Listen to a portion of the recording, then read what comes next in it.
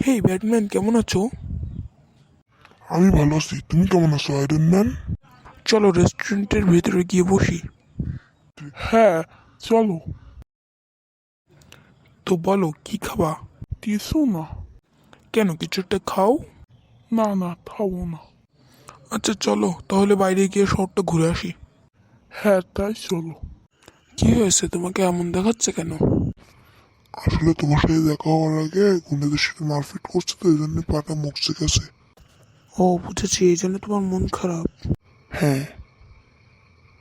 তাহলে আমার বাসায় চলো, পা মাসাজ করে দিলে ঠিক হয়ে যাবে। আচ্ছা, তাই চলো। আচ্ছা তুমি যেই বসো, আমি আসছি। আচ্ছা, বুঝছি। ওর জন্য শরবত বানিয়ে নিয়ে যেয়ে ওর ভালো লাগবে। আরে ব্যাটম্যান কই গেল? ওকে একটা ফোন করি তো। হ্যালো। হ্যাঁ আয়রন ম্যান। সরি বন্ধু, আমি তোমাকে না বলেই চলে এসেছি। আমার একটা জরুরি মিশন আছে। আমাকে মাফ করে দিও, অন্য একদিন তোমার সাথে থাকবো।